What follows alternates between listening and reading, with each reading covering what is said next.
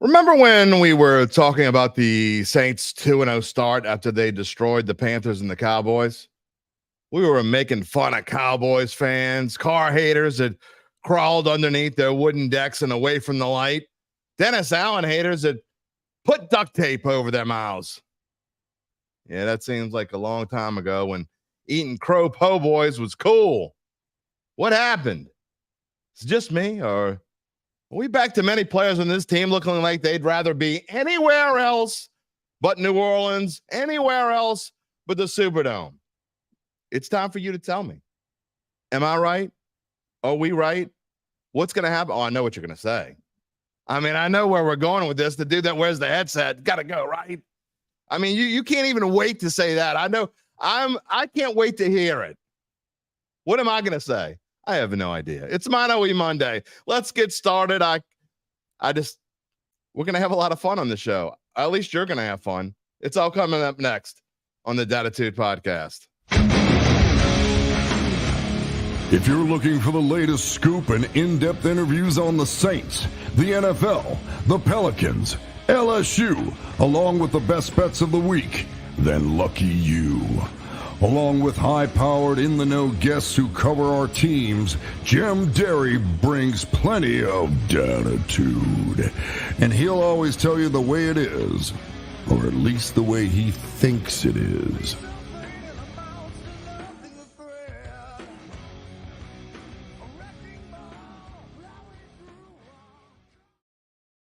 Where you at New Orleans? Hello to my friends elsewhere, everywhere out there who are waiting for the next Tampa Bay touchdown. Oh, wait, there it is. Some dude named Sean Tucker scored again. Hey, Joe. Who the flying flip is Sean Tucker? He just scored again. Jesus Christ.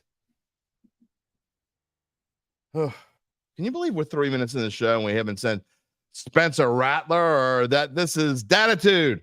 Episode number 294, presented by Evangeline Securities for a Monday, October the 14th, 2024. Oh, I guess we just did.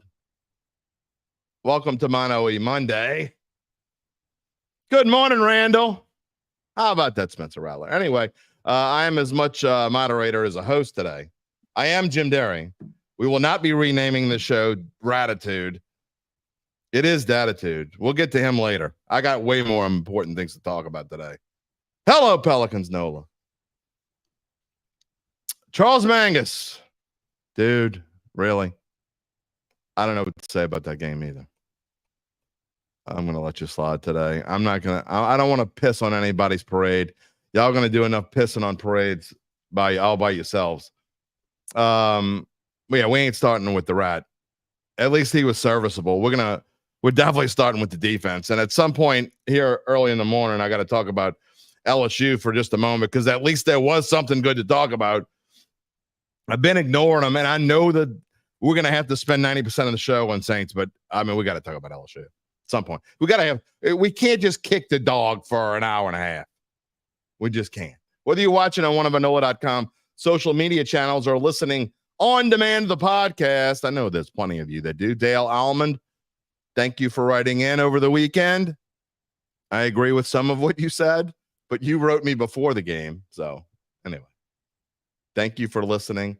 And as always, all of you, whether it's show number 1 for you or show number 294 or somewhere in between, thank you for being a part of the Dattitude family. Kyle Sherman, go Tigers.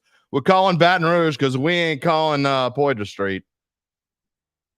The 504 ain't looking good. It was an ugly weekend, man. Tulane was off too because we couldn't even get a win for Tulane. Before we go any further, I will just tell you, of course, if you have not subscribed already to the YouTube page, please do so. If you're watching on YouTube for some unknown reason, let's see if we can do it today. Nope, Gabe. Nope. Give us a like. Even if you don't like it, please. I don't know. It helps. I don't know. I'm going to be in a weird mood today. You can get in touch with me on X at Jim Derry Jr. via email at jderry@theadvocate.com. I was in the Dome all day yesterday, and then help do the Saints Insider show I don't even know what do you say after a game like that? Is Dennis Allen gone yet? I mean, gonna get into it. Ryan Chan, if the Saints don't beat Denver, the season could spiral out of control. I had a hard time believing this morning when I went to do the line because I purposefully didn't look at it last night. I did a few things to get ready. I did our front page and all that. But when I went to look at the line this morning, I was expecting the Saints to be like 2 or 3 point dogs. The fact that the Saints are favored in this game Thursday night is crazy to me. I mean, now it has partly to do with before the season, the Saints were on a 3 or 4 point favorites, and so you don't want to change it too much. Yeah, they have a coach coming in UBN that doesn't know how to attack a DA defense. I don't know what we have. I can't even think about Thursday right now. I can't think about Thursday today. Why can't I think about Thursday? Because we're going to get here's the thrust of the problem this morning. Okay. I wouldn't even have, if say the defense played okay and the final score was, I don't know, 31-27 Saints lose. We probably would have spent most of this day talking about Spencer Rattler and whether he was good and whether he's an answer going forward. And again, I'm not getting into him right now. I got plenty to say about Spencer Rattler, but I'm going to save that for later. We got clips, by the way, from Dennis Allen. We got a clip from Spencer Rattler later. Rocky says defense played like uncoached, untalented babies. Babies, that's being nice. DA must go. I'm convinced he is clueless. And when he does go, please take the medical conditioning staff with him. Oh, the medical conditioning staff is a whole nother story. I've been talking about them for years. Since before Dennis Allen was the coach of this team. The medical staff. Terrence says Dennis Allen's not the villain here. Really? Blaming the people that hired him. No, sorry. Not going to do it. Not today. Because I don't want to say defending Dennis Allen, but if you're a regular of the show, I've been telling you reasons why. I've been giving you reasons why jumping on Dennis Allen at this point, or to this point, was not really fair. The reason why it wasn't fair is because the Saints kind of had been overachieving, right? Even coming into this game at 2-3, it was kind of where, and maybe ahead of where the Saints should have been. The Saints, I expected the Saints to be 1-4 going into yesterday's game. Okay. Now it was one of those games where if the Saints played well and still lost, maybe you wouldn't feel that bad about it. You get past the roughest part of your schedule, and now you can move on. You can turn the page. It gets easier now. But I don't know that I can turn the page yet. It's the reason why I can't really even talk about Thursday. Jeff Haspel said reversion to the mean of what we thought after last year. Exactly right. I'm not going to hate on anyone, but what this team needs is draft capital, and they should make some player moves before the deadline. How can you ask a team to make player moves before the trade deadline when this season could go? I mean, it's already going south. How far south does it need to go before you say, you know what? Do what we said they should do and start over. Now, I'm going to get into their good friend of mine was texting me earlier about it's time to tank. I am never, ever, ever, ever an advocate of tanking. But at the same time, I can't sit here and advocate that that it's time to make moves, roster moves. How many roster moves would you need to make this team whole right now? The offensive line was horrendous again, but they weren't even kind of the worst part of yesterday. There was a play where Sean Tucker, again, who the flying flip is Sean Tucker? I left this up because I wanted to get to Sean Tucker, and we might as well get into him now. Before yesterday, and you see his stats on the screen. If you cannot see his stats on the screen, you're listening after the fact. Sean Tucker, that's right, I don't know who he is either. I'm sorry. 136 rushing yards, 56 receiving yards, 2 touchdowns. He's still running down Poydras Street with our friends at Evangeline Securities. He's about to go check in on there. See, maybe his mama's business can give Nick Braden a call. Before yesterday, this season, Sean Tucker, 1 carry for 3 yards against Philadelphia. Against Denver, 1 carry for 4 yards. Last season, an undrafted free agent. Last season, he played in 11 games. 15 carries, 15 carries for 23 yards. Not only did he not have a touchdown, he had one first down. Receiving wise, he had 2 catches for 9 yards. Yesterday, he looked like an all-pro. Why? Because the defense didn't show up. That's why. There have been, Terrence, I'm going to tell you this. Here's where I am. Has the upper management created the problem of where the Saints are now? Of course, we can talk about kicking the can all you want. We talk about that in the offseason. Not really something you talk about. Once the season starts, I don't care about Mickey Loomis and the rest of them. Because the way the team plays on a week-to-week basis is on the head coach. So while Dennis Allen should have gotten a lot of credit, and I was telling you, you can't be all hype and happy about Clint Kubiak the first 2 weeks, because it's not just Clint Kubiak, it's Dennis Allen. Clint Kubiak has Clint Kubiak has certainly regressed the past 4 weeks. I thought his play calling yesterday was not good. Ray Ibarra said he's been a defender of Allen, but it's time to go. Maybe Kubiak interim. No.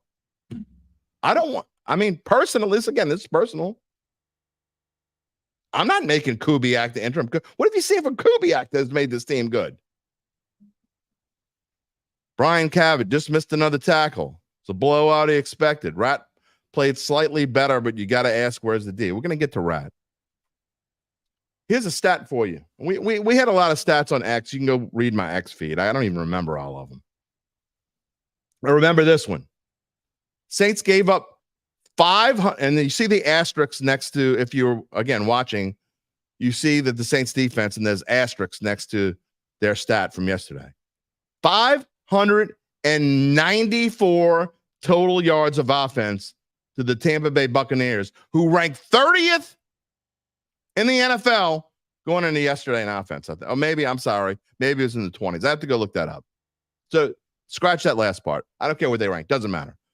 594 total yards of offense the Saints allowed. That is the second most yards allowed in team history. Do you know how many bad defenses this team has had throughout the course of 57, 58 years, whatever it is? Think about all the bad defense. If you're old like me, I'm not just talking about Rob Ryan and whatever. I mean, Rob Ryan was historically bad, but think of the 70s and the Mike Ditka years. Think of how bad those defenses were.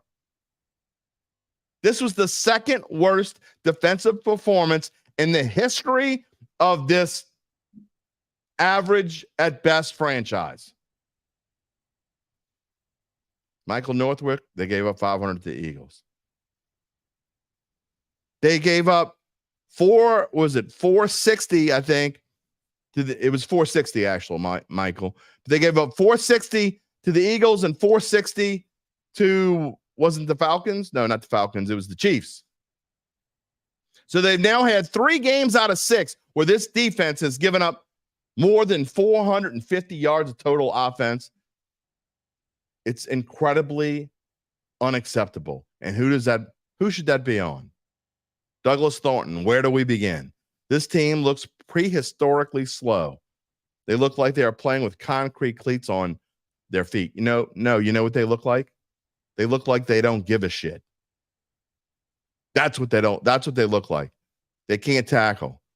They looked yesterday like they looked at times last year when they didn't care.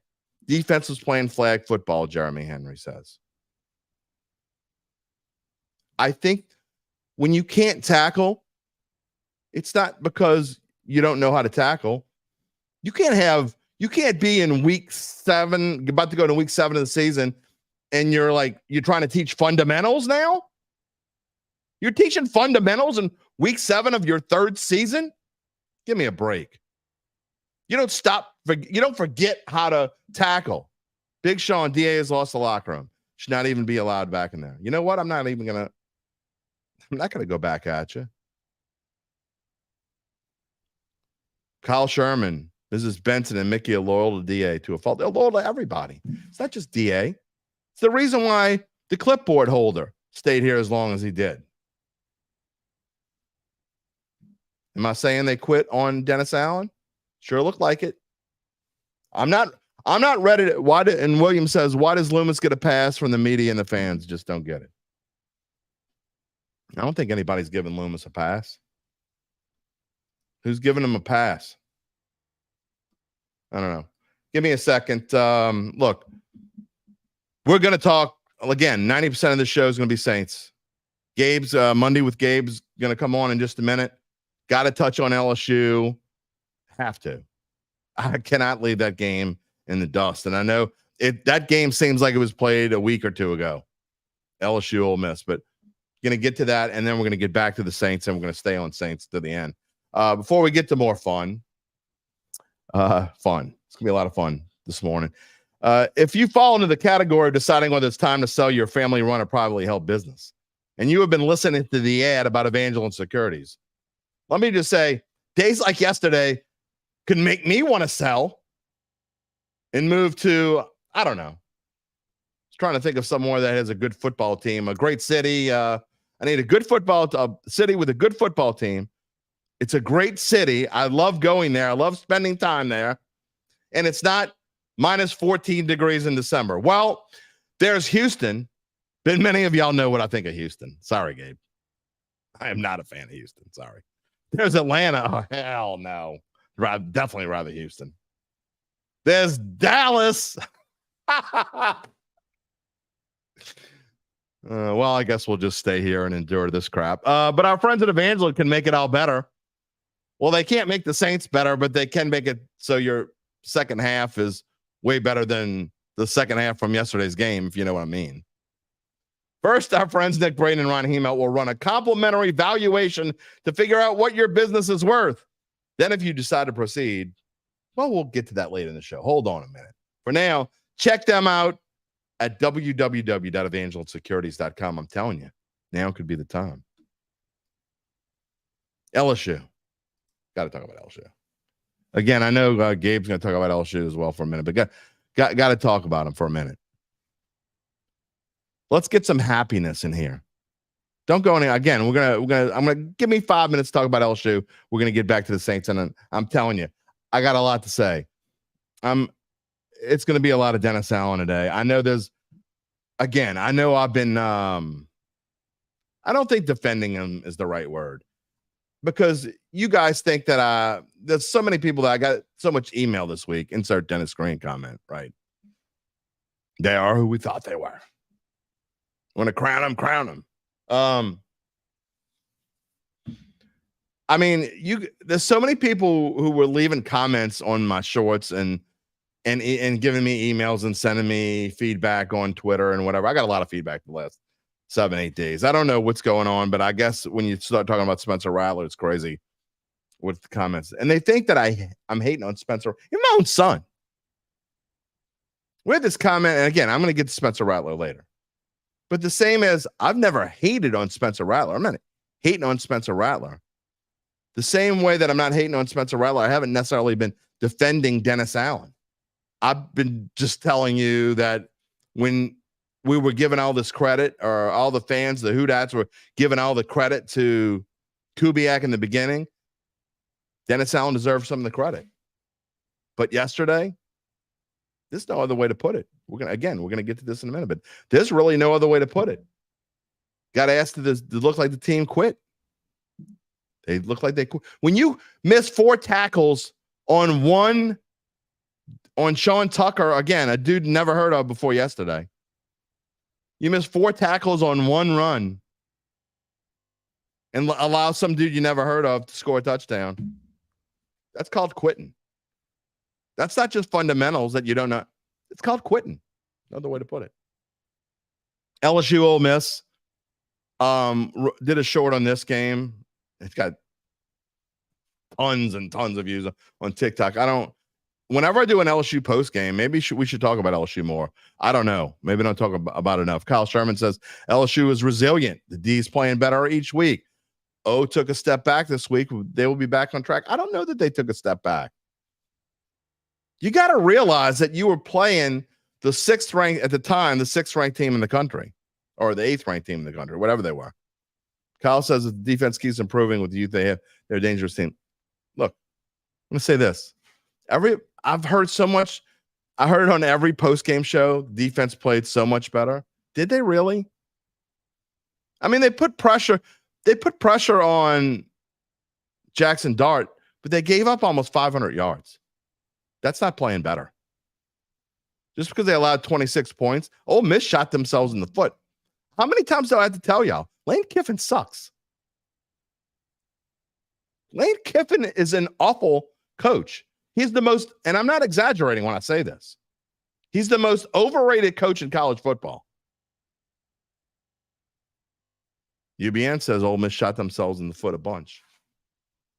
Oh, LSU had no business winning that game. Would people be talking about how good their defense played had LSU not been given gifts? Terrence says, you got a question for me. Did I notice Ole Miss's defensive scheme on LSU's winning play? Ole Miss rushed 4, had 5 in coverage, had 2 linebackers standing in the middle field spying us. Yeah, that was brilliant, wasn't it? And they left their best corner on the other side and Kyron Lacey one-on-one with the guy who was talking smack and was actually looked like he belonged in the LSU secondary because he was bad. One thing I do like that Blake Baker did Saturday night with LSU is he blitzed more, and I don't think Ole Miss was ready for it. Dart wasn't ready for it. David Mobley, LSU doesn't have the talent at defensive tackle. Give it a year or two, and Baker will have it right. Yeah, I think you're right. Takes time to get the players. I agree. But this is LSU. They should have had those players already. You know why they don't? I know people don't want to hear this. They were put in such a hole from Coach O. Such a huge, gigantic, monstrous hole. Brian, I actually had some Brian Kelly hater comment on a short the other night. There are people bitching about Brian Kelly still. It's mind-boggling. Tiger Stadium won the game. Terrence, you might be right because they were awesome. Fans were incredible. What do we expect going forward? And you see now LSU's got to go to Arkansas. Arkansas, they've been pretty good lately. Can't take that for granted. And I always worry about when you beat a rival at home and you play this. I mean, I wouldn't say they play a great game, but that fourth quarter and overtime, and obviously the one play, LSU played their hearts out, like literally played their hearts out. I always worry about the next game. I have not looked at the line yet. Gabe, if you wanted to get it to me before we go off here, what is it, 3? That's it? LSU's only a 3-point favorite. That's crazy. UBN's right. Arkansas always plays LSU tough. No question about it. Big Sean, we're going to get back to this. I'm still defending Carr. We're going to get to this again. When I get to the Spencer Rattler, I don't care if I piss you off when I say this. Had Derek Carr played yesterday, had he been healthy and played yesterday, I think the Saints would have won. I really do. Now, that doesn't mean that the defense, I mean, I think they would have been better because I think they'd have cared more. That's no defending anyone, really. We'll get to that. Arkansas is a trap game. Look, we're going to talk about LSU Arkansas on Wednesday. Weird week this week, by the way, scheduling wise. The shows, we will still have our shows on our regular days. No show tomorrow, obviously. Wednesday, we will do kind of a hybrid. We're going to talk about LSU. We're going to talk about Saints for sure. I have no idea if I'm going to have a guest or not. Thursday, obviously, it's game day. So we'll have our pregame show. Thursday will be nothing but a pregame show. I think Larry's coming on Thursday, but I'm not 100% sure. And then Friday will be Mano E Friday. That's what we're going to have. So we got 2 Mano E whatever. So Mano E Friday. It'll be just me and you on Friday doing the same thing we're doing right now. And then next week, no Monday show next week. Whenever I get a chance to take a 3-day weekend, I'm going to. And it's not really a 3-day weekend because I'm actually watching football and putting stuff together anyway. So I don't really take off. But next week, no Monday show. So it's Wednesday, Thursday, Friday, and then taking Monday off, and then back to regular schedule next week. And no betting show this week either. We will make our picks, but I'll have to just show them. No time to talk about them. Okay. I want to bring in Gabe, and I don't know what Gabe's going to talk about here. I know some of it's going to be LSU. Should have made an LSU slide, but Mondays with Gabe, and thank you for monitoring the comments. We have a ton of them. Again, after we're done with Gabe here, we're going to go back to it's me, you, comments, and hearing clips from Dennis Allen and Spencer Rattler. Dennis Allen's clip, I'm telling you, it's 1 minute and 49 seconds. It's longer than I usually run a clip, but it's interesting. And I did edit it. It's like 4 different questions kind of combined into one. You're going to want to hear it. That's coming up in about 10 minutes. Gabe, what you got this morning? So just a few things before, just to kind of respond to things you were saying. One, I do think the defense was markedly better. I think they were LSU's defense. Yeah, of course. They were very good, in my opinion. They did give up a lot of yards, but you got to think about it. LSU's offense had a lot of short drives, a lot of turnovers. Ole Miss had the ball a lot in that football game. The defense overall, that's not good. They didn't, on the offense. The defense didn't give up as many big plays as they have been. From where they were at the beginning of the season to where they are now, I think is by the way, time of possession, 31-50 for Ole Miss, 28-10 for LSU. So that doesn't really jive. I mean, I'm not trying to not. No, they had no. I'm not talking a lot in terms of time of possession. I'm talking a lot as in they had a lot of drives. This was the second longest game in Tiger Stadium history, I believe. You just don't you don't get that many drives typically in a college game. Ole Miss had the ball a lot, and they LSU's defense, to their credit, bent and they didn't break. And I think with this unit, that's about all you can ask. Well, Ole Miss ran 84 plays. LSU ran 75 plays. It's only a difference of 7. I'm not talking in difference. I'm talking in terms of every other game. Maybe. Ole Miss, you usually don't get this many possessions in a college game, it feels like. Look, there were a lot of turnovers. I think the only reason why people are defending the defense, again, I do think that they were better because I think their scheme was better. I think that the blitzing dart is the way to go. And I think to overcome how bad your secondary is, I think going forward, I think they need to blitz more, really everyone. I think they need to blitz period more. It's part of what I've had the biggest problem with LSU is that they've been too passive. They've been allowing their secondary to get burned. But I don't know how you can say that they played all that well. They played better because they only allowed Ole Miss 26 points. Ole Miss, you're talking about a team that they probably should have been in the 40s had they not just destroyed their own selves. Should have been, but they weren't. Right. But you give up 464 yards. That's not acceptable. And in no, any league, I'm not saying it's acceptable. I tweeted during you asked the question, would we be saying this if they didn't win? I said it. I tweeted out during the game. You can go check the receipt. This is the best defensive performance I've seen from LSU, aside from Harold Perkins' 4-sack game against Arkansas 2 years ago. Aside from that individual masterclass, it's the best defensive performance I've seen from this team against a Power 5 opponent since 2019.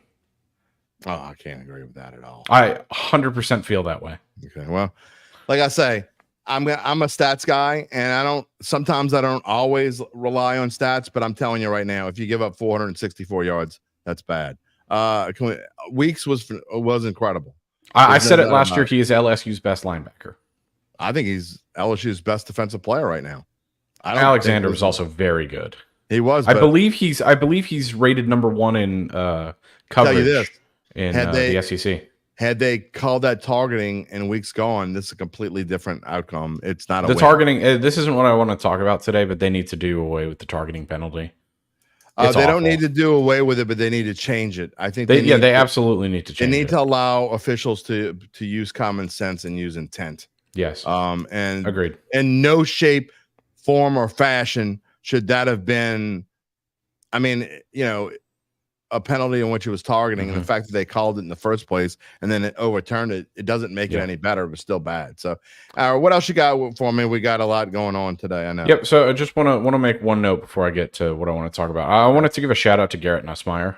Yeah. I thought he played horribly for a majority of 3.5 quarters. It was his worst game as a starter, but you don't often see first-year starters come out with the resiliency that he did in the fourth quarter and in overtime.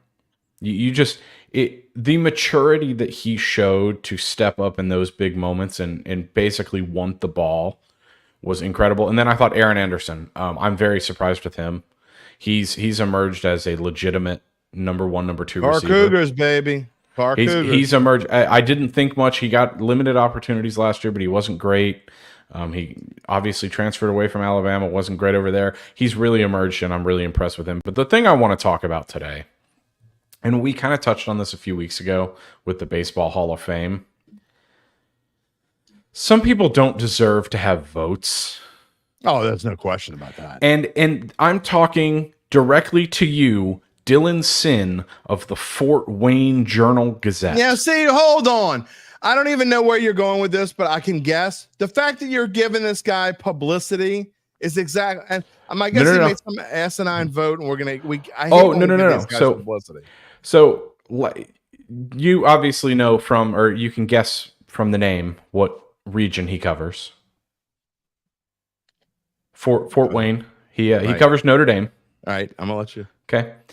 Last week he left LSU out of his top 25 entirely. He said they were not a good football team. He ranked Ole Miss number 6 in the country. Okay? What did he do this week? LSU is number 15 this week. Okay. Behind teams like Indiana, Clemson, Notre Dame, obviously. Apparently Notre Dame, who lost at home to Northern Illinois, is a top 10 team because this guy covers them. And when asked about it, he said that they beat a sorry Lane Kiffin team that's not very good. But he had him number 6 last week. He had him number 6 last week. Well, again, here's the thing. And here's my problem with social media is that people, and it's the reason why I stopped watching Colin Cowherd. He says crap that I know that he doesn't believe, but he says it so people will watch him, and he does these ridiculous top 10s every week and has 2 or 3 teams that don't belong anywhere near the top 10. And he does it so people can it stirs controversy, and people like Gabe Henderson are talking about this dude from Fort Wayne, Indiana, who I never heard of and will never hear of again. So people will go click on his. I don't think it's that with him. I think it's that with. I don't know if you remember at the beginning of the season, we highlighted a guy who ranked Colorado. Yeah, but they wouldn't be like exposing themselves if they would just. No, he's not. People found him on social media and started harassing him, which I don't think is the way to go. I think you just take away his vote. But this guy, if you go back and look, he clearly is anti Brian Kelly and pro Notre Dame, and that's why he's doing this. And it aggravates me that we give these people the actual time of day. I know I'm doing it. I know I'm doing it, but we're giving this guy power, and he's able to vote. And no matter what, if you take a step back, the AP poll, I don't care about the Dodgers. They only won a Mickey Mouse championship in 2020. Haven't done anything in my lifetime other than that. Let's talk about real teams here. Okay. Anyways, the AP poll vote, whether you think it does or not, it matters. And it matters because it affects where teams are in preseason. Jim, did you see who was ranked this week, number 24? I did not. Michigan. I just know that LSU is in the top 10. Michigan is ranked. Okay. And I know. And do you know why? Do you know why Michigan is ranked? Because they started the season in the top 10. Yeah. And teams, I can't come up with a better system. I'm sure we could if we sat down and thought about it. I also don't get paid to save some of this for Wednesday, because we'll talk about more of that. We got to get back to we will. I'm just saying we put Wednesday. I will. We put way too much emphasis on preseason ranking, and that's why idiots like Dylan Sin should not have a vote. I agree wholeheartedly. They shouldn't have a vote, but I actually think there should be like 15 people voting and not 200 or whatever it is. Agree. So and then I got just one parting comment. How about them Cowboys? we had some clown in here last week trolling all the Saints fans. Trolling all the Saints fans saying, "Oh, how about them Cowboys? They have a better record than the Saints now. Better record than the Saints." Where you at today, ass clown? Spencer Rattler might be better than Dak Prescott. Where are you today, dude? I don't see how about them Cowboys in the comments. All right. I can't wait to hear what you got from me Wednesday. We'll see you then. Sounds good. All right. Firing up Gabe Henderson on a Monday. All right. Got plenty of comments in the queue. Again, I'm going to get to Spencer Rattler. I'm not there yet. I got to talk about DA. Look, man. Has he lost his team? I don't know whether he's lost. You can't play like you played yesterday. Okay. You can't come out and play and lay an egg because honestly, the score wasn't really close to 51-27, right? I mean, think about how they scored on a punt return in the first half, scored 0 in the second half. Again, a whole different story. 0, you scored 0 in the second half. I don't care who's playing O-line. It's not about who's playing. It's about how you play.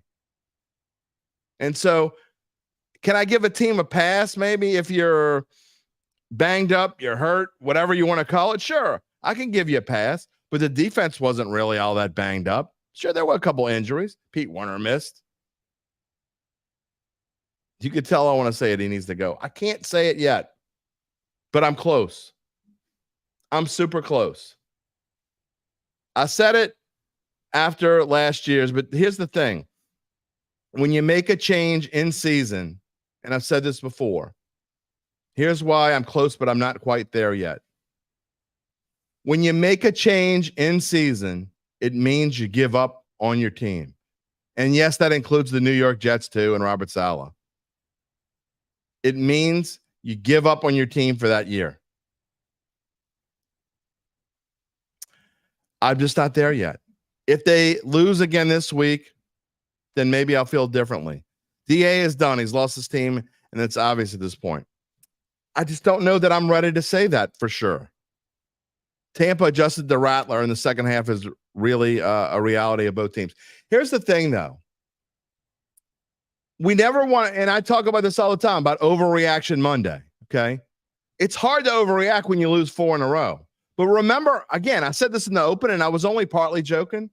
Remember how everyone was the feeling you had 4 weeks ago after the Saints bombed the Cowboys, and we were making fun of the Cowboys fan who was going to Rouse's. You can go back and find it. I don't know what episode it is, but if you want to go back and watch it, you can. And we ran a clip of the Cowboys fan at Rouse's, and his wife or girlfriend was making him go in there, and he didn't want to go, and he was wearing his Cowboys jersey, and he was crying. Remember that? That was 4 weeks ago. What has changed so much? At the time, I had thought, and we talked about it here, that DA had got these players back, the ones that he lost. He had got them all back, and they were on board. Lance Stobart says, offense did what they needed to do. No, they didn't. No, they didn't. We're going to get to that. Definitely trending in the wrong direction. DA the offense was almost as bad as the defense, Lance. I hate to tell you this. Don't let those 27 points fool you. Take that off now. David Mobley, coaching adjustments really showed yesterday. Yeah. A bad coach on Tampa Bay's coach, not good. I don't care that Gabe and even Zach disagrees. Zach, you and I sat next to each other talking about this for part of the day yesterday. That coach isn't better either. The coach isn't good either. I don't care what his record is. He's not good. But they made adjustments. They absolutely made adjustments. You could see it. I tweeted this out, and no one tweeted back at me about this. They wanted to get on me about when I was saying a few things about Spencer Rattler, saying what I said was, and then when I was right, no one wanted to come back and talk to me. This is what I talk about. When I said that you could see towards the end of the first half, they were just going to start blitzing Rattler. Did I think the Saints would get 0 points the rest of the way? No. Rattler did not do enough to win the game. Take that off the screen. He did not do enough to win the game. He didn't even kind of do enough to win the game. He was good for about a quarter and a half, and then he looked like a deer in the headlights. Again, I'm going to get to Spencer Rattler. I'm not there yet. I'm going to play this Dennis Allen clip. He knows where he's at. Okay.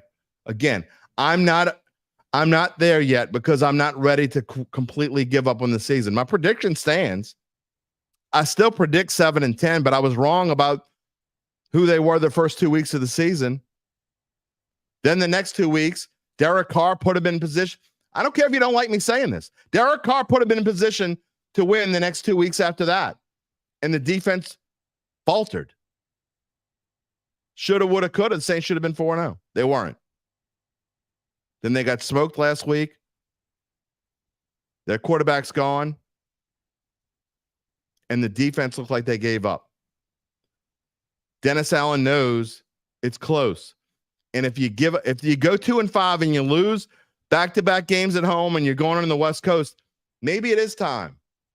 I think he knows. Again, a 1:49 clip. We'll talk about it on the way back. Thoroughly disappointed in the game. It was not acceptable. It was not good enough. It wasn't good enough from a coaching standpoint. It wasn't good enough from a playing standpoint. And we've got a lot of getting better to do, and we got a short time to do it. And so, we need to get some guys healthy, but we've got to play better than we did today in all areas. I mean, I thought our tackling was atrocious in the game. And so, when you don't tackle, you give up explosive plays and you give up big plays, and then it just kind of snowballed on us a little bit. But it was not good enough. When it comes to the defense, that's on me. I got to do a better job with our guys. I got to make sure we understand what we're doing. We got to do more tackling drills. We got to, whatever the case may be. But it was not a good defensive performance at all. Part of it's angles. Okay, it's technique, all right? It's wrapping up, so there's a lot of fundamental things that we're not good enough with the tackling. And I think it starts with, leverage and angles. That's where it starts, and then the fundamental of actually making a tackle.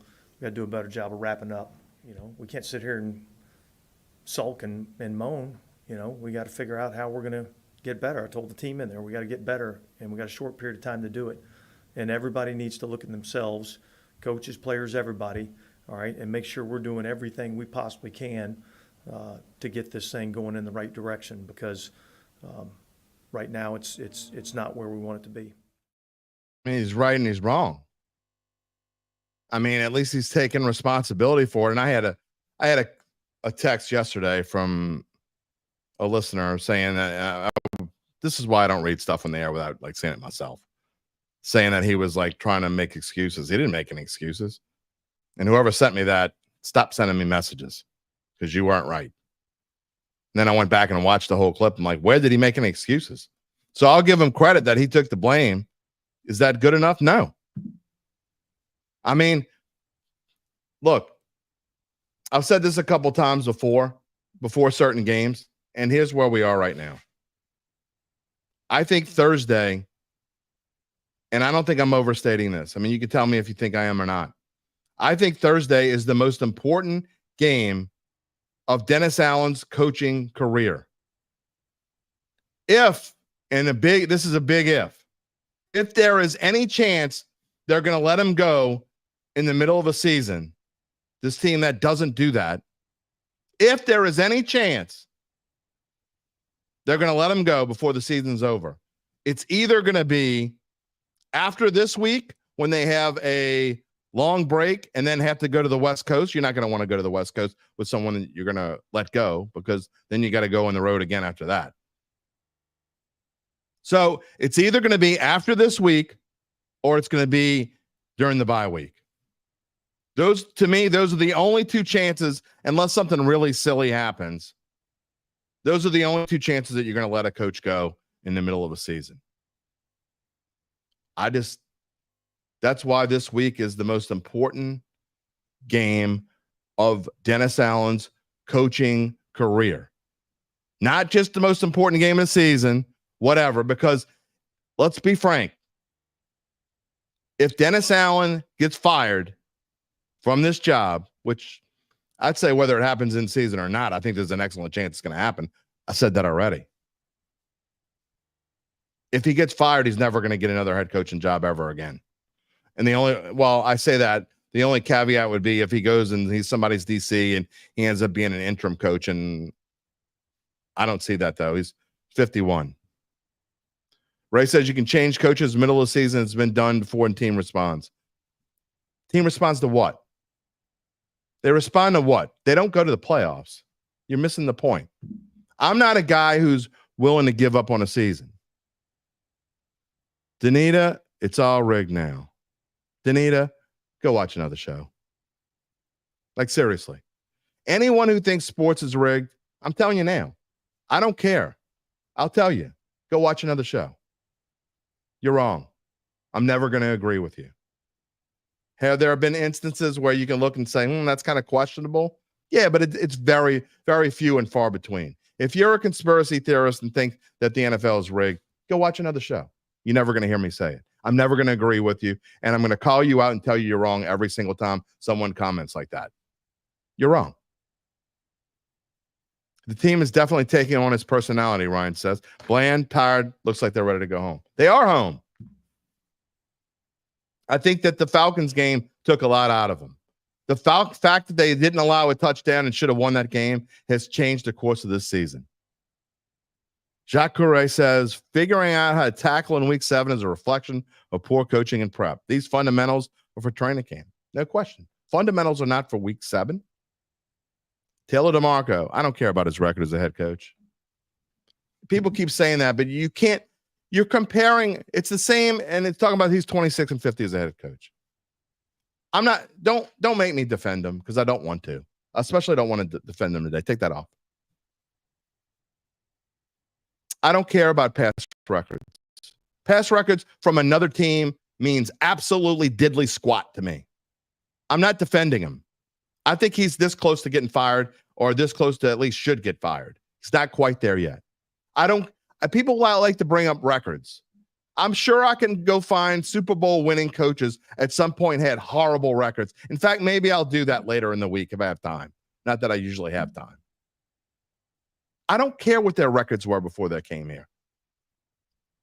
Now, if I'm going to go hire a coach, that doesn't necessarily mean I'm going to go out and try to find a coach that has, they're coaches with great records. That doesn't mean I necessarily want them to coach my team right now. If he goes, who is named the coach? I have no idea. Corey, I don't know. I really don't know. That's part of it too. If you fire him, who gets coached? Will Peyton get booed? Oh, no, they're going to love on Peyton. I'm going to boo Peyton, I don't think. Rizzy will be the head coach, maybe. Show the Ray Bauer quote.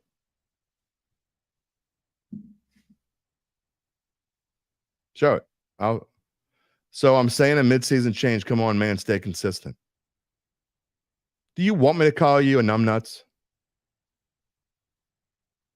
People aren't allowed to change their mind about anything.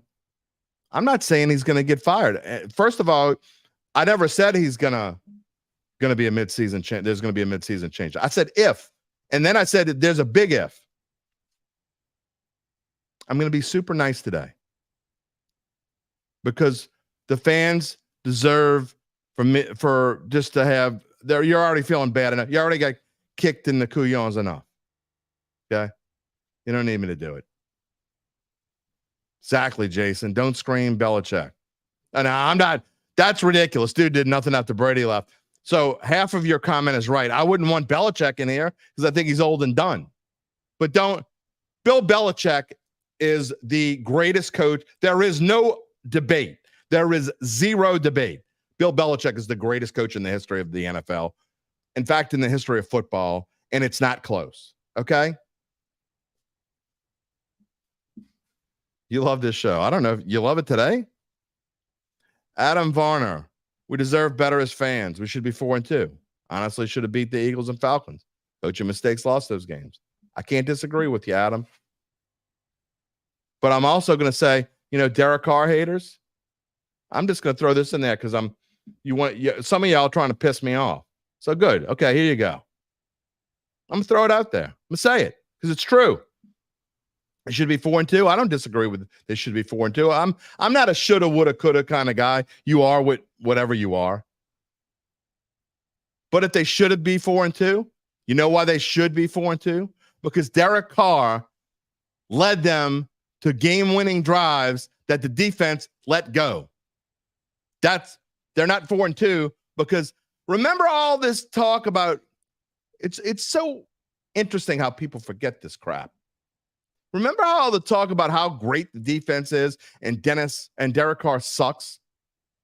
They want to say they wanted to say, and I'm going to defend Derek Carr right now. I think he deserves being defended. He had nothing. He wasn't there yesterday. Wouldn't have been 51-27. I can promise that if Derek Carr was there yesterday. David Mobley, need a young, exciting head coach. I agree. 3 to 5 year rebuild probably is. Carr is a quarterback through 2025, no matter what, based on contract alone. Probably right. But it's, UBN says selective memory is great. It's true. Remember when, and all last year, even though the stats didn't back it up, the offense has been better than the defense since Derek Carr got here. It's a statistical fact. Derek Carr isn't and never was the problem, said Jason Benson. He wasn't. He was there week 5. Okay. So they should be 4-1 with Derek Carr. That's not bad. If you go by statistical analysis, Derek Carr should be 4-1. He's not. Tried to warn the Rattler lovers Friday, overhyping a 5th-round rookie. They're not going to listen. Oh, we're going to get to Rattler. I mean, we can get to him now if you want. Joshua Ford, Derek Carr in the Chiefs and Falcons game got spotted the opposing team point. You want to talk about spotting? Hold on, take that off. You want to talk about spotting points? There you go. You want to talk about your boy Rat yesterday? 1 point from the 2-minute warning on, okay? From the first half, 2-minute warning from the first half to late in the fourth quarter before he padded some stats there in that last drive. 6 of 16 for 60 yards and 2 interceptions. They scored 0 points in the second half. Of the 27 points, they scored 7 off of a punt return. Okay, this is why the offense sucked too, buddy. Wasn't just the defense. I don't care if you call it coaching. Yeah, it's coaching too. Absolutely, it's coaching. But it's also part your deer in the headlights rookie quarterback who wasn't very good. They scored 7 points off of a punt return, so that leaves 20. They scored 10 points off of the 2 interceptions they got inside the red zone. That's 10 more. That leaves you with 10. It means Spencer Rattler really deserves credit for 10 points. Growing pains. You're giving Rattler a pass. Of course you're giving Rattler a pass. Of course you are. He looked like a deer in the headlights. When they started blitzing, he looked like he wanted to go home to his mama. He wasn't very good. Period. Newsflash, Carr is good enough. He's not a Hall of Famer. 100%, Terrence. That's what I've been screaming. Never been screaming he's a Hall of Famer. Here we go. Here we go. But he has mobility. He rushed for 27 yards. He missed 2 wide open touchdowns. Chose to run instead. He doesn't make good choices. He has no vision. Here's what I can say. And Zach and I were talking about this yesterday, and he thinks it gets better. And he was everybody's trying to give Rattler a pass. You know why? Because they want to find some positive in this team for the future. And they think, first of all, the Derek Carr haters, he's just not Derek Carr, right? The Derek Carrs love Rattler because he's not Derek Carr.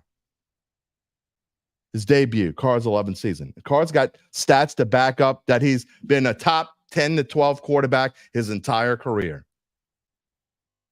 Where was his great scrambling abilities? I want to know the same thing. He had 1 really good scramble. Ryan says someone told me he throws a better spiral than Carr. Can't fix crazy. No, you can't. Now, all that being said,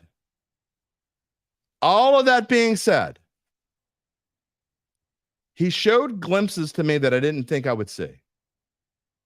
I think his accuracy is definitely better than I expected. Okay. So I'm going to give him some props here. Give me a second. His accuracy was better than I expected. His throw on the run, definitely better than I expected. I don't think that I keep hearing about his scrambling ability. His scrambling ability isn't any better. I didn't see anything that would make me think his scrambling ability is any better than Haener's. It's better than Carr? Yeah, I guess, but Carr doesn't even try to run. I mean, but the thing that bothers me from looking at, so there were definitely things that were better than I expected.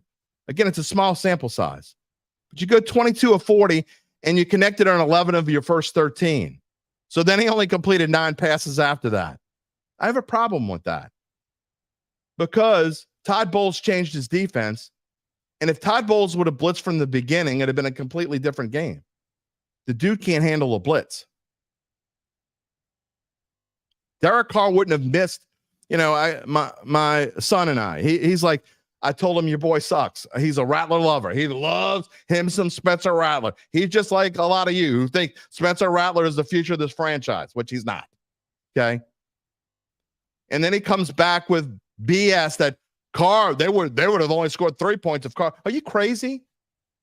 Carr would have never missed a wide open Holker in the end zone. He would have never missed a wide open Alvin Kamara who would have scored easily. One of those drives, Saints didn't score. Another one, they scored 3. So you're talking about a difference of 11 points. That's early on. Saints wouldn't have scored 0 with Derek Carr in there in the second half. Alvin. So, you know what? Let's do the clip from Spencer Rattler. Look, I don't think it matters. I'm going to be honest. I know I've been like saying I want to see Haener play because I do want to see Haener play. But it goes back to what I told you before. Not bashing on Spencer Rattler. It's not his fault. It's not an NFL quarterback, I don't think. David just wants him to be a decent backup. That's a fair want. I'm not necessarily, I don't think it matters. Haener or Rattler doesn't make a difference. If you don't have Carr, what did I say before week 1? If you lose Eric McCoy, you're screwed. If you lose Derek Carr, you're screwed. If you lose Alvin Kamara, you're screwed. If you lose Taysom Hill, you're screwed. Well, they don't have 3 of those 4 guys, and the other one looks like he doesn't want to be there. Where was Alvin Kamara yesterday?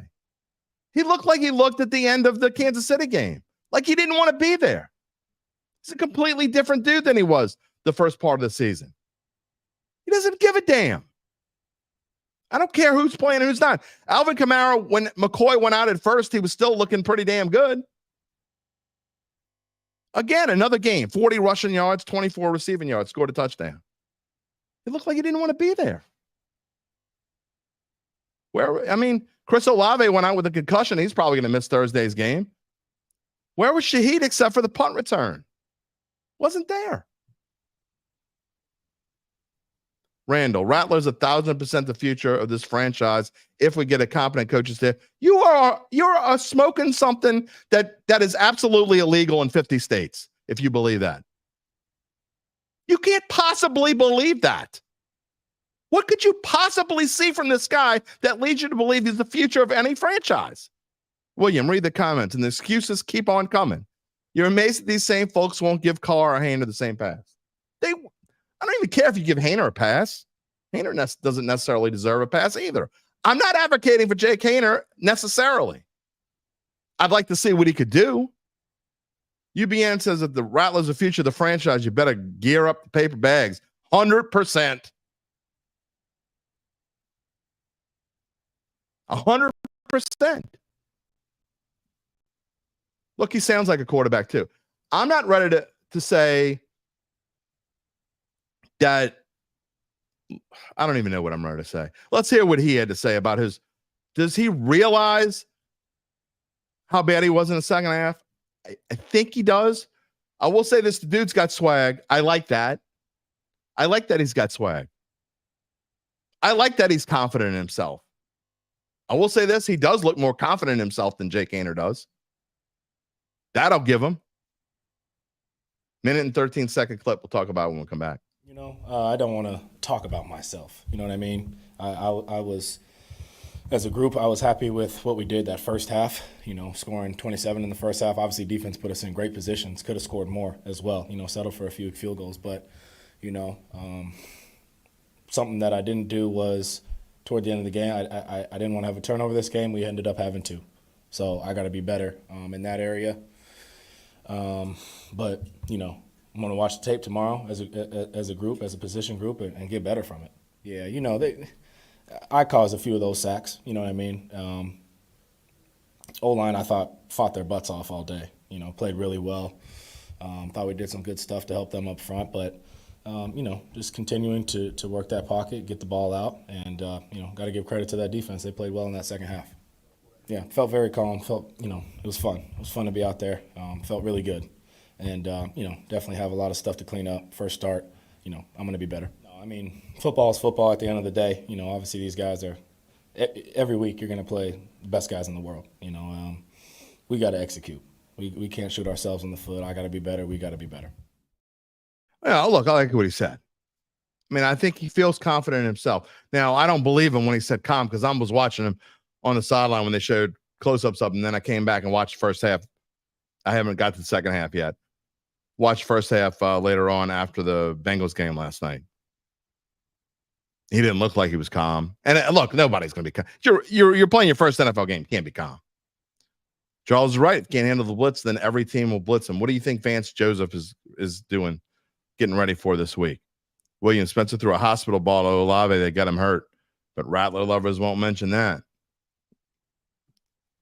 I don't know. Again, I'm not here to just call out all the bad things he did. I'm trying to temper. I don't hate Spencer Rattler. Okay. I wish I went into yesterday and Zach was giving, I said this on the show. I'll say it again. I said it to Zach before the game. I know people probably don't believe me, but I was gearing up. I was ready to have fun with Dattitude today. Honestly, we would have had a blast with it. I would have changed the D to an R. I was trying to figure out a way to turn a rat's body into an R and have a rat. I was going to have fun with it. I wanted to be wrong. I still want to be wrong. I sit here today and I tell you that I would like to be wrong. I would love for Spencer Rattler to be everything that you Rattler lovers think he's going to be. Could he still be that? He could. Lance says Rattler's a cheap, effective bridge during a rebuild.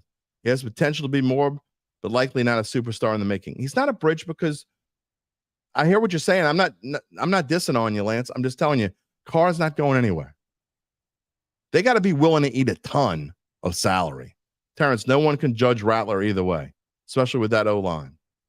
I don't agree you can't judge a player after a couple of games, and I know it's only one. So we're going to find out because he's going to play this week, and I think there's a good chance that he plays after that because it's sounding like Derek Carr's oblique is not good. The fact that we're even talking about a rookie quarterback who made his first start is literally low-hanging fruit. I don't even know what that means.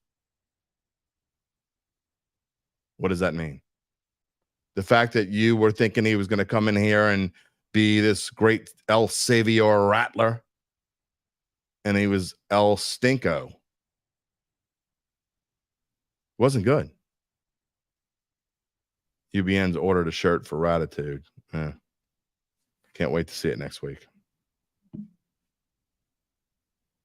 We'll look at Thursday, and I know I put Thursday's line on here, and we usually talk about it today, but we don't have time to talk about it today. I find it very surprising that the Saints are favorites, even if it's just 1 point. Ryan Denver ate a ton of salary rebuild after Russell Wilson. Do you think the Saints could do the same? Maybe. I don't think they have the management that's willing to do that. They have to have new management. Team Mama, welcome. Welcome. I'm glad you're with us live today. All right, hold on. We're gonna wrap up the show in a little bit in style. We definitely have more Saints to talk about. We told you earlier we would let you know more about how Evangeline Securities can help you figure out what your family or privately owned business might be worth and whether it's time to sell. Well, how do they do it? You know this. After that complimentary valuation of your company, if you decide to proceed, Native New Orleanians Nick Braden, Ron Hemelt, and the folks at Evangeline will begin an extensive auction process from established private equity funds from around the world. And they will maximize the return process for the founder and his or her family. Also, we've decided that we don't want to move to another football town. Sorry, Gabe. H-Town ain't cutting it. What about a beach? You want to wait and see what happens with the Sean Payton game first, huh? You are a glutton for punishment. Never mind. Let's get back to what's important. Evangeline Securities is the top producer on their platform, and there are very few companies like them in this area. None with their dedication and success. They're fully licensed and ready to serve you. So get in touch with Nick and Ron about what's really important. Not the damn Saints.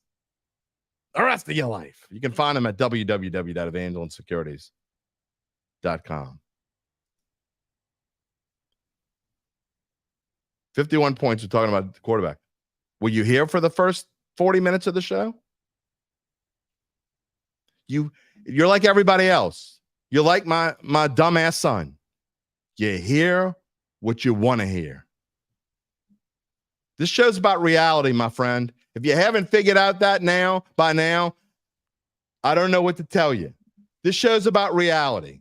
In reality, the defense was horrendous, which is why I spent the first 40 minutes of the show talking about how they're horrendous. Dennis Allen was worse than horrendous. He's this close to getting fired. That's why I said he's this close to getting fired. Spencer Rattler wasn't good. That's why I said Spencer Rattler wasn't good.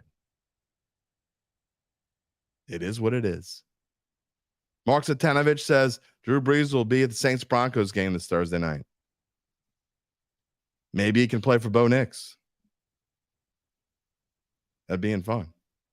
Valerie, defense has been terrible for weeks, but when Derek Carr was playing, they wanted to blame him. Now they're not blaming him. They're blaming the defense. That was the defense's fault. I'm just saying, man. Let's don't have selective memories.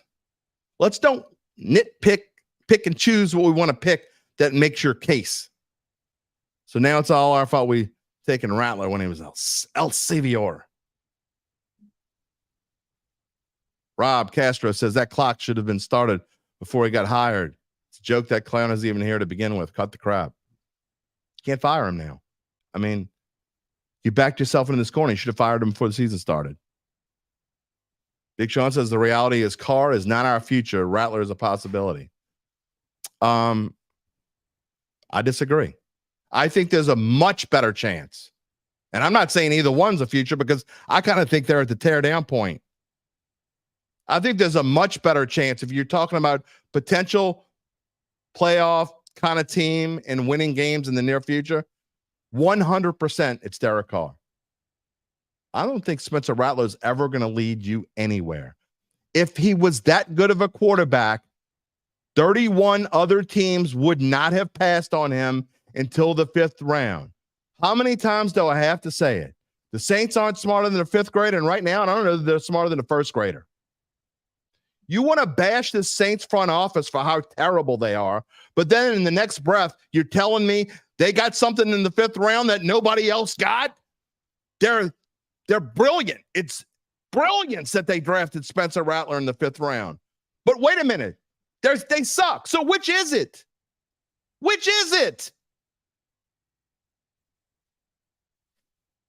31 other. Ashley says we need to get rid of all the old defense and start over. Maybe so.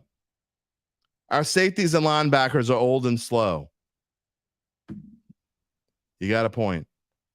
Rebuild. How many times do I have to say rebuild? Nobody wants to rebuild. You don't want to lose. You only want to tank when you think it serves your purpose. Does anyone unplug the Saints and try plugging them back in? That's a possibility. 31 other teams passed on Carr. No, they didn't. No, they didn't. The Saints went out and got Carr and paid him at the time. I think it was the 3rd or 4th most money that any quarterback was getting. Now it looks like a bargain. They didn't pass on Carr. It was a free agency. Completely different. TB12. You got to go back 25 years to find a 6th rounder. Brock Purdy and Tom Brady. Give me somebody else. I'll wait. I'm waiting. Jason says stuck in mediocrity. Remember what Mike Detillier called it? Football purgatory. There's only one way to get out of football purgatory. Start over. But you can't do it in the middle of a season. I'm still waiting, Big Sean. Brock Purdy, Tom Brady. Who else? Tom Brady was drafted 23 years ago, 24 years ago. Who else? Spencer Rattler is going to be in the same ballpark as Tom Brady? Get the hell out of here. And I only said hell because I really don't want to use the F word in this show. Carr's not on the bench, dummy. He's hurt. And as soon as he's not hurt, he's coming back.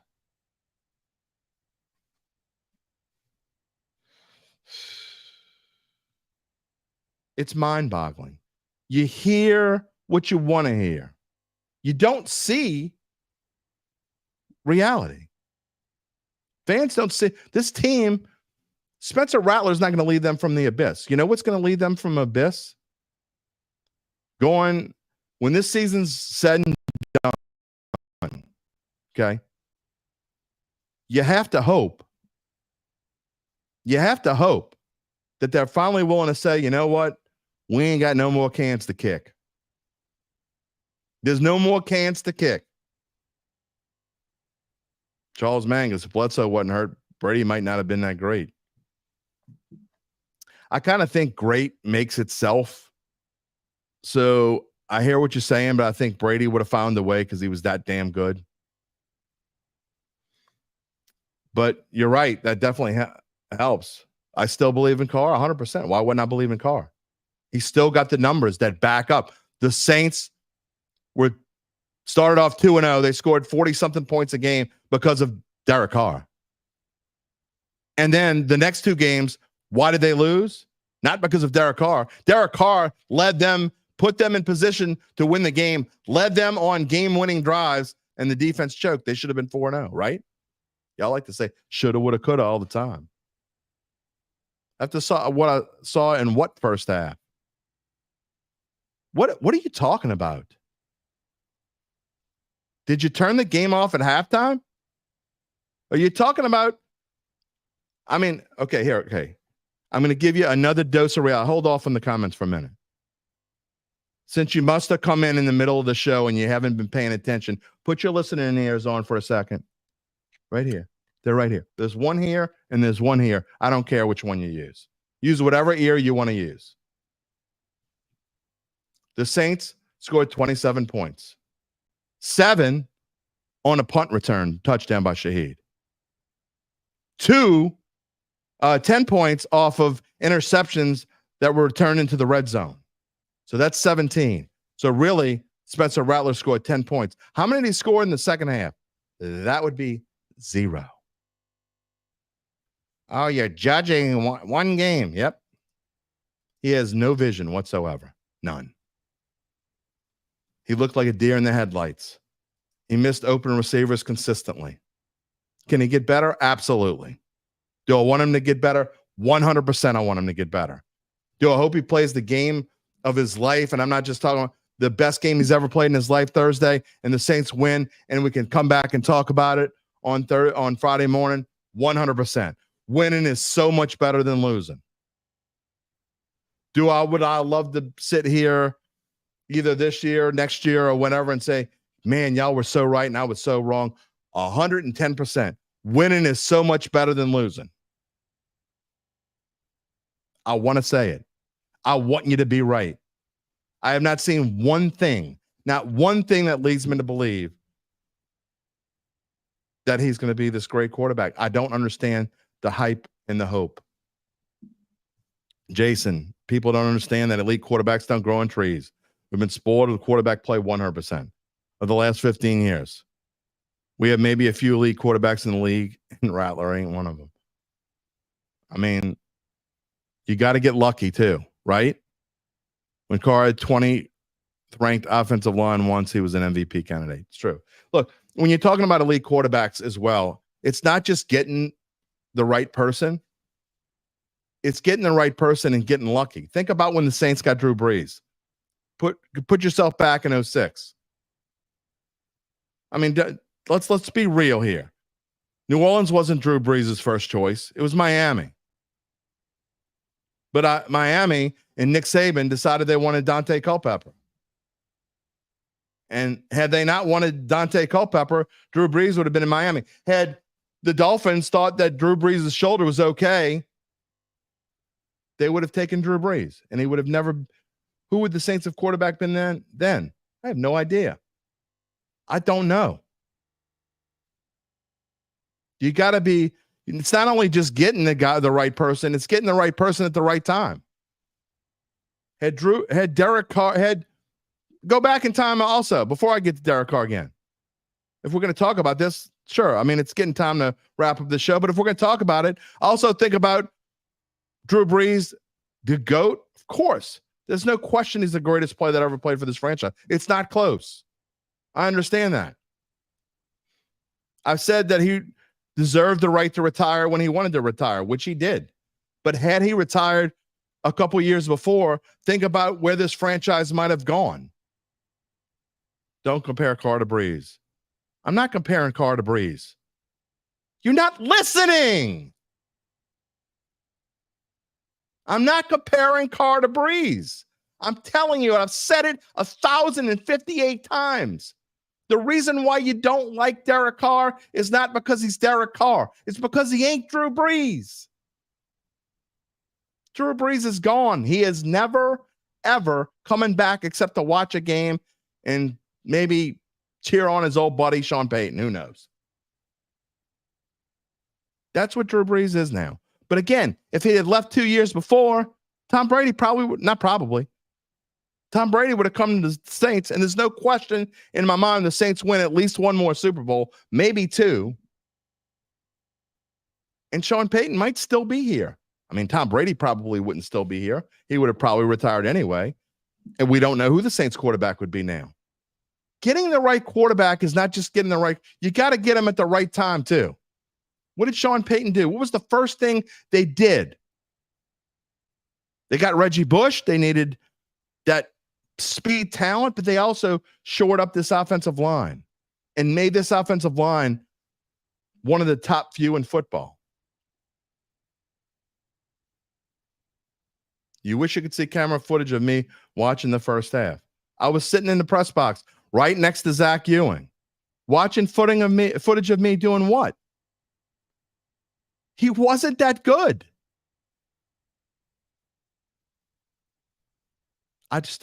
You could see whatever you want to see. Defense cost us Atlanta, and Carr put us in position to win. Rat did what he needed to do with short fields after turnovers, same as Carr in Atlanta game. Almost identical starts. You see what you want to see, Lance. I can't make you see. I'm telling you what reality is. Okay? I mean, I'm guessing you think Spencer Rattler would have won the first two games. I mean, if Carr won them 49 to whatever, Rattler would have scored 68, I guess. Defense is the problem, not quarterback. Carr is a better option. Rat showed some things. I mean, anybody would have showed things. I'll take Carr. You could put at times, Deshaun Watson showed things this year. Not a good quarterback. Thank God the Saints didn't get him. I don't know. It's time to move on. We could talk about this all day. That's not even what the show is supposed to be about. I agree with probably 80% of where most of you are right now. I started this show. I'm going to end this show the way I started it. Again, you see, if you're watching the show and you see the graphic on the air, you see that the Saints defense allowed 594 yards of total offense. 594 yards. That is the second worst, if you weren't here earlier. That is the second worst amount of yards this franchise has ever allowed. That's bad. That's really, really bad. So I'm not blaming Rattler for yesterday. Not even close. Not even kind of. Again, since you weren't paying attention Team Mama's saying Sean Payton's going to bring the hammer. He might. I don't know. We're going to get to that. My thoughts Wednesday and Thursday. But again, you weren't either you weren't here or you weren't listening when I said early on that that Spencer Rattler did things in the first half that I didn't expect, in the form of he was better than I expected with his accuracy. He was better than I expected throwing on the run. I thought he was great for a little short window there. But at no point did I think his decision-making was good. And there were a couple balls that got caught that frankly weren't very good either. But overall, he did okay. Valerie says the defense played highly motivated in the first half. Looked like they basically gave up in the second half. I wonder what happened at halftime. I don't know that they played motivated, to be honest. They gave up 17 points. One of them was a fumble return for a touchdown. Bigger picture is DA needs to be fired, Randall says. If they lose this week, there's a chance that it happens. I don't think it's going to happen. I'm just not. Look, I can't say never, but I'm not really an advocate of firing a guy in midseason. If you think the guy's not a good coach, you should have done it before the season. Do I think they should have done it after last season? Yes, I do. I said as much. But once you make that decision to go forward with a coach, you make the decision. And until you're ready to write off a season, you can't do it. PBM says they should have drafted another offensive lineman in a Rattler spot. 100%. Sean Payton would trade for Rattler quickly. Sean Payton picked up Marquez Callaway and A.T. Perry. And he also went and grabbed the little clipboard holder. Pete Carmichael. Sean Payton can have Spencer Rattler and the other clowns that he's picked up from this organization. Name one person that Sean Payton's gotten from the Saints that is worth a damn. Ryan Shano, you're a Broncos fan. Tell me, they ever fired anyone midseason? Yes, but it's been a while. The last coach that was fired midseason, you got to go back to, Bum Phillips quit and Jim Mora quit. I have to look that up. I know that they fired someone in the midseason. Show that again. Fire and DA doesn't fix the roster. You're right, Terrence. That's what I'm saying. You're kind of stuck at this point. I'm not a fire a coach in the middle of the season kind of dude. I'm a fire the coach maybe in the last 4 games of the year. If you're 2-8, you're going nowhere. You know you're going to fire him anyway, and you have an inkling that one of your assistants could possibly be a head coach. That's different. Then maybe. I just don't think the Saints are at that point. That's why I'm not there yet. I don't know. What do you do? Who's the coach? No one's. I'm going to eat what words, Melon? I don't even know what you're talking about. I have no idea what you're talking. I'm going to eat what them words. I don't even know what you're talking about. Did Dick Nolan quit? No, I think he was fired. There you go. Dick Nolan was fired in 1980. And it wasn't the middle. It wasn't the midseason. It was after they were 0-12. I remember this very well. And a guy named Stanfeld took his place. Dick Stanfeld. And they went 1-3. They beat the New York Jets, and in their penultimate game of the season, which is second to last, if you don't know what that means. I just like the word penultimate. So I lied when I said West Bankers do know some big words. But anyway, second to last game of the season, Saints won, and no joke. The Saints won the game, and as soon as the clock struck 0, it started to snow in Chase Stadium. You're saying in the snow. It was not snowing. Didn't start snowing until the game was over. 44 years ago, 1980. Long time ago. Yeah, I think the other coaches that were gone and during the season, I think they quit. Jim Mora quit. Bum Phillips quit. So, yeah, I guess that's it. I think, and, those who are fans of this franchise and remember back to the John Meekum days before Tom Benson, John Meekum would fire coaches faster than, I don't know, way back. He used to fire coaches all the time. It doesn't. You got to think about where you are. Again, should they have fired him after last season? Probably. But you commit to a coach, you commit to a coach. It doesn't do you any good. It's not going to help you rebuild. A new coach isn't going to come in. I know a lot of you want Dennis Allen to be fired. So when Derek Carr is ready to come, I'm serious. I know a lot of you are thinking this way. A lot of you are thinking if Dennis Allen gets fired now, some new coach will just make Spencer Rattler the quarterback the rest of the year and sit the $45 million quarterback on the bench. No, he's not. No, he's not. Come on, man. Will y'all just be real for a little bit? Stop seeing things the way you want to see them and see them with a little bit of dose of reality. I'm not saying my reality is the right reality. There may be somewhere in between. But you're not being real. If you think Spencer Rattler is a potential savior of this team, I just want to know. No, I don't even want you to tell me right now because I've heard it all before. Faith, hope, and bum. Remember that? Big bum. Remember that? Cajun Ken Cooper. Mrs. B needs to fire Loomis the day after the season. Probably. But is she going to do it? I don't know. It's not really up to her. Oh, I mean, it is technically up to her if she wants it to be up to her, but I don't think she wants it to be up to her. I mean, her most trusted advisor is Dennis Lauscha.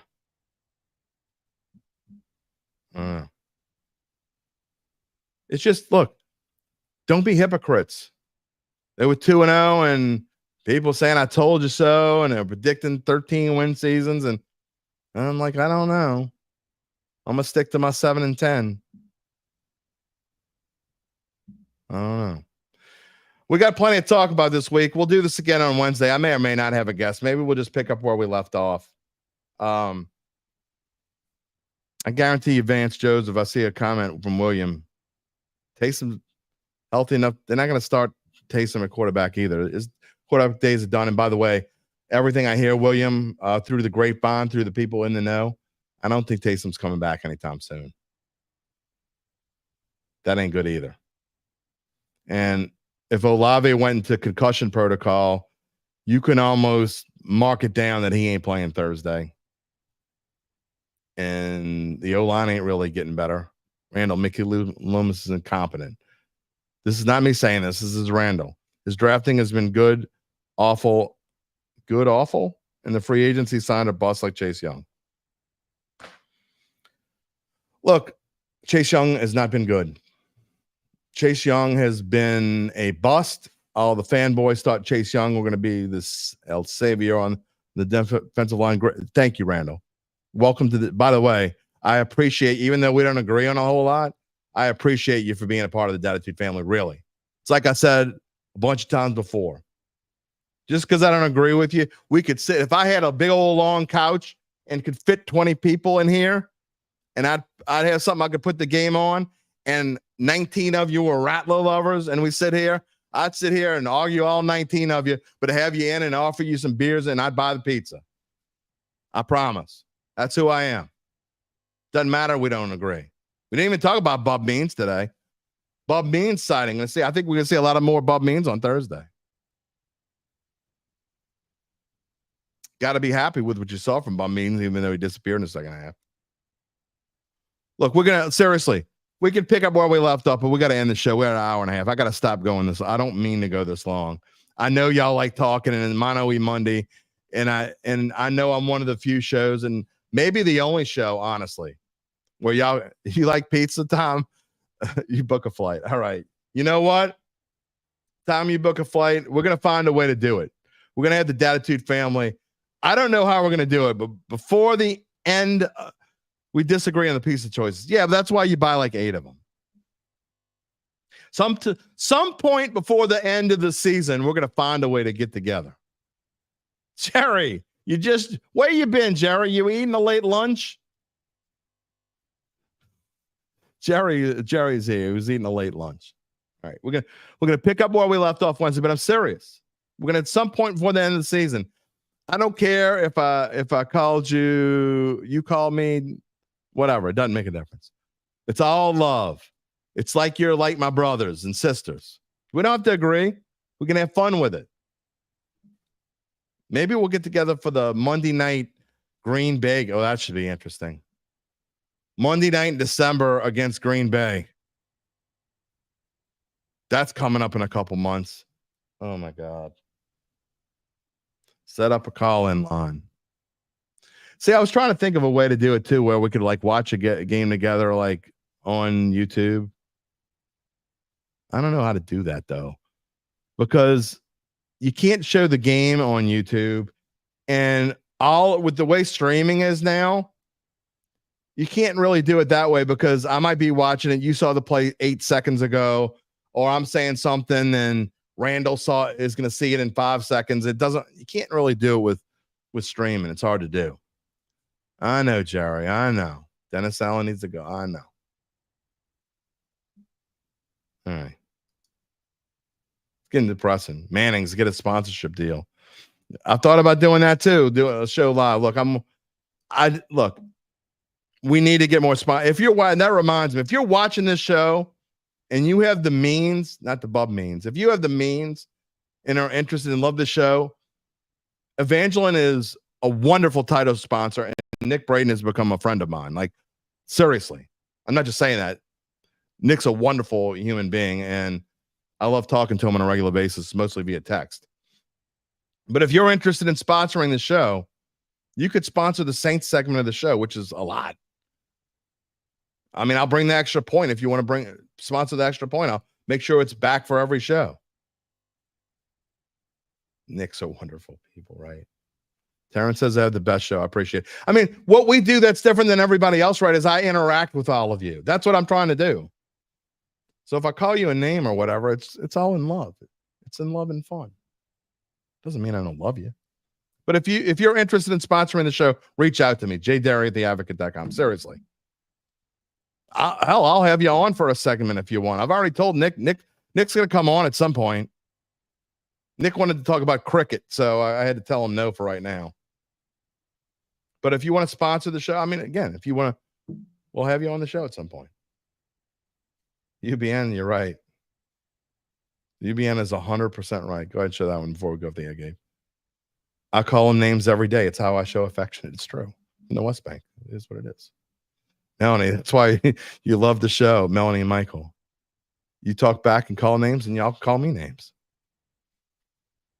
Charles says I do an awesome job interacting with the fam. That's what this is about. All right. We'll do it on Wednesday. We're going to wrap it up for today. I want to thank today's guest. That's you. You were today's guest. It's Mano E Monday.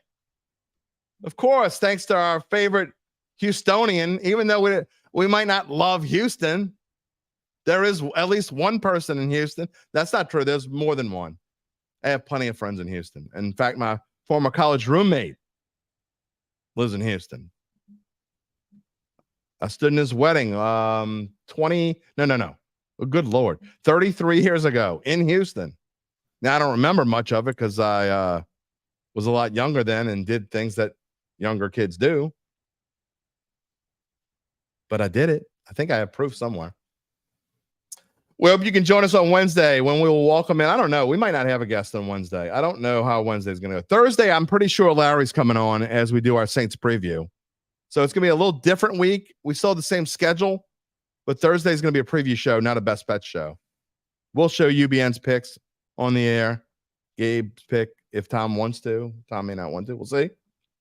A reminder to subscribe to our Dattitude YouTube page. Click the little bell to receive notifications when we go on the air. If you haven't subscribed to the YouTube page, what are you waiting for? I love that some of you watch on Facebook, but before we came on, the last two numbers of how many subscribers we have, you'll have to go see for yourself, but it was 99. So get us to that next level. We've been growing. I'll tell you, I don't care. So March 1st, we had 200 subscribers on YouTube. We might be at 600 now. I don't know. So that's not a great number. This needs to grow. Okay. We're getting most of our watchers right now on Facebook. We average in about 8 to 10,000 viewers per show.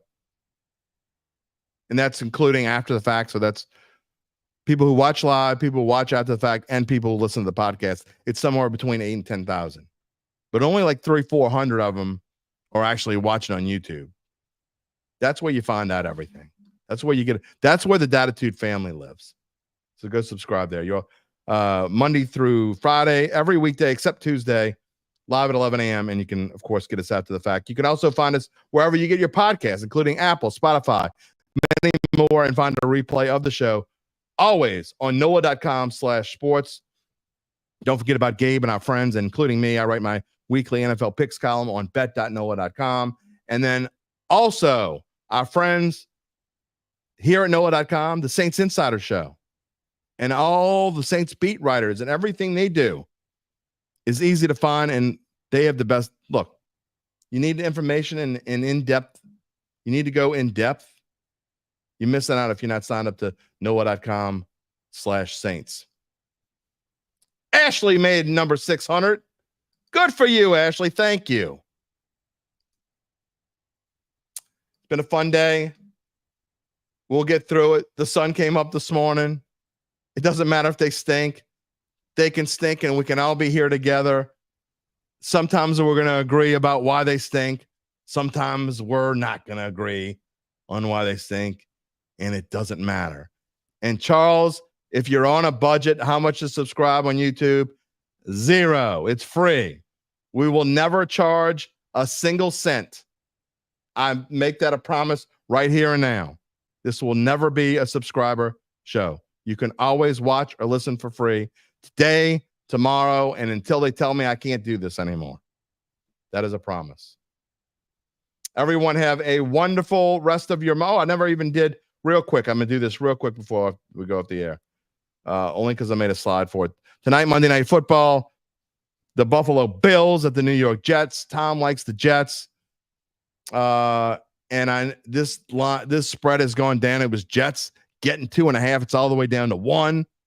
I just can't. And I know the whole thing of you make a coaching change and people are happy and blah, blah, blah. And the Bills are tired. They've been on the road. And everything the sharps say leads you to pick the Jets. I just can't advocate doing it. This is a no play for me. I can't do it. I cannot, in good faith, tell you to pick the Jets tonight. I can't do it, even though that's what most of the sharps are doing. They're just not a good football team right now. Maybe they'll change their mind. Maybe they won't. All right, well, we'll see you Wednesday. And enjoy Monday Night Football. Enjoy your Tuesday. Cold front coming through for you New Orleanians. It is supposed to be beautiful weather with highs around 70 degrees on Wednesday. Maybe that'll put everybody in a good mood. Till then, we will see you later. Take it easy, my friends. If you're looking for the latest scoop and in-depth interviews on the Saints, the NFL, the Pelicans, LSU, along with the best bets of the week, then lucky you. Along with high-powered, in-the-know guests who cover our teams, Jim Derry brings plenty of Dattitude. And he'll always tell you the way it is, or at least the way he thinks it is.